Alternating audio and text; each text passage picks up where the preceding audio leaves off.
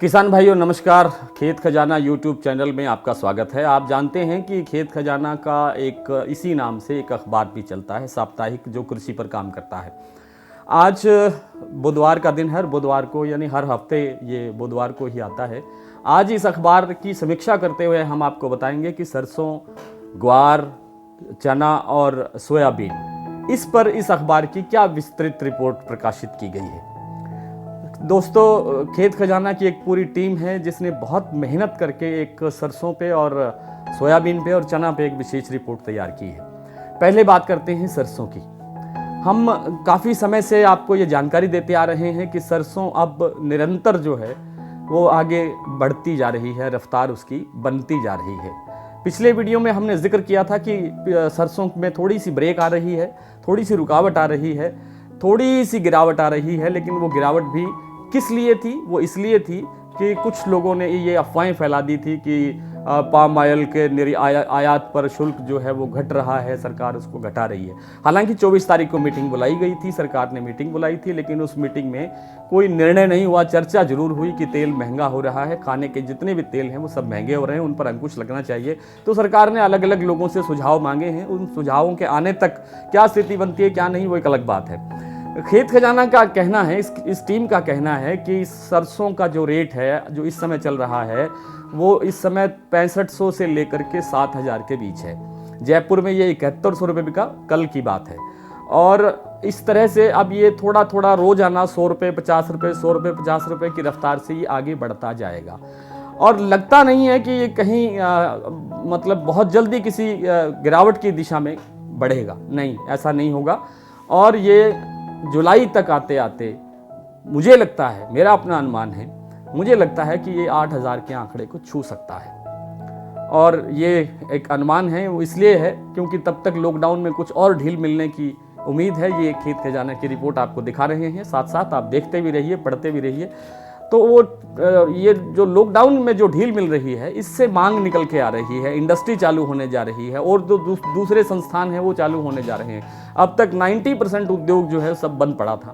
तो जब लॉकडाउन ढीला होगा, कुछ छूट मिलेगी, कुछ बाजार खुलेंगे, कुछ गतिविधियां शुरू होंगी, तो मांग निकलेगी। और मांग निकलेगी तो आप ये मान के चलिए कि भाव में तेजी आएगी। और आपको ये भी जान करके हैरानी होगी कि बहुत से लोगों ने चना का, सरसों का, सोयाबीन का एक बड़ा स्टॉक रखा हुआ है। अभी खबर मिली है कि ग्वालियर के अंदर जो चंबल का इलाका है, जो ग्वालियर का चंबल का जो एरिया है, उसके अंदर 1 लाख से 1.5 लाख क्विंटल तक की जो सरसों हैं वो स्टॉक करके रखी हुई है किसानों ने। और उन्हें भाव बढ़ने की उम्मीद है। और उम्मीद हो भी क्यों ना, हम सबको यही लगता है कि भाव बढ़ने की उम्मीद है। कुछ डब्बे का भी खेल है और कुछ गतिविधियां तेज होंगी। और बाज़ार में जो आवक है जुलाई तक तो आवक भी घटने वाली है। वो इसलिए कि जो किसान है वो बुआई में, बिजाई में बिजी हो रहा है और उसे फुर्सत नहीं होगी कि अपना माल बाज़ार में लेकर के आए।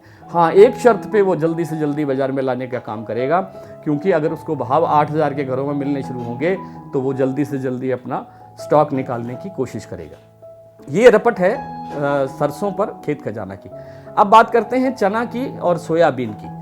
चना में अभी भी लोगों को लग रहा है कि बहुत धीमा चल रहा है, बहुत कमज़ोर चल रहा है और क्या कहते हैं, मंदी भी आ सकती है। लेकिन हमारी टीम का जो सर्वे है वो ये कहता है कि इस बार जो चने का प्रोडक्शन है, जो चने का हमारे देश में उत्पाद है, वो 60 से 75% तक माना जा रहा है। कुछ लोग 60% कहते हैं, कुछ 70 कहते हैं, कुछ 75 कहते हैं। कुछ भी हो, ये उत्पादन बहुत कम है। और सिर्फ चने की दाल ही एक ऐसी है जो सबसे सस्ती है। चाहे मूंग की दाल हो, चाहे उड़द की दाल हो, चाहे और दूसरी कोई दाल हो, मसूर की दाल हो, उन सबसे ये सस्ती दाल है।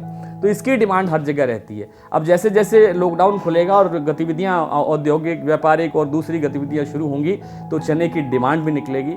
और इसी तरह से चने के भाव, कुछ लोगों ने, कुछ हमारे जानकारों ने, कुछ विशेषज्ञों ने यहाँ तक दावा किया है कि चना इस बार नया रेट तय करेगा। आप समझ रहे हैं, एक्सट्रीम इसकी नए रेट के साथ बनेगी। इस बात को थोड़ा समझने की कोशिश करें। और इसके बाद सोयाबीन अब भी कुछ मंडियों में, राजस्थान की कुछ मंडियों में 7000 प्लस चल रहा है और कुछ में 7700 7800 तक भी पहुंचा हुआ है। लेकिन अब आगे इस सोयाबीन की तो बहुत डिमांड रहती है, बहुत हर जगह डिमांड है, हर इंडस्ट्री में डिमांड है। सोया तेल की बहुत भारी डिमांड है, क्योंकि सोया तेल के आयात पर बड़ा भारी शुल्क लगता है, वो वहाँ से मंगाना उसे महंगा पड़ता है। तो सोयाबीन का जो मामला है उसमें भी बहुत जल्दी आपको बहुत अच्छी चमक देखने को मिलेगी, बहुत अच्छे भाव देखने को मिलेंगे। ये हमारी खेत खजाना की रिपोर्ट्स है जो हमने आपको लगातार स्क्रीन पर बार बार दिखाई है। आपसे निवेदन है कि खेत खजाना समाचार पत्र साप्ताहिक है, इसे आप अपने मोबाइल फ़ोन पर परचेज़ कर सकते हैं, सब्सक्राइब कर सकते हैं। और सब्सक्राइब करने के लिए आप हमारे नीचे जो हमारा कॉन्टैक्ट नंबर है उस पर आप संपर्क कर सकते हैं। इसी तरह से हमने खेत खजाना के नाम से ग्रुप बनाया हुआ है व्हाट्सएप पर, जिस पर हम प्रतिदिन उस ग्रुप से में शामिल होने वाले लोगों को अलग अलग मंडियों के भाव, कुछ मंडियों का रुझान, कुछ NCDX का रुझान, कुछ और दूसरे समीक्षाएँ, कुछ व्यापारियों की राय, इस तरह की चीज़ें हम उसमें देते हैं, उपलब्ध करवाते हैं, ताकि आप लोगों को अपडेट रखा जा सके, आप अपनी जानकारियाँ अपडेट रख सकें।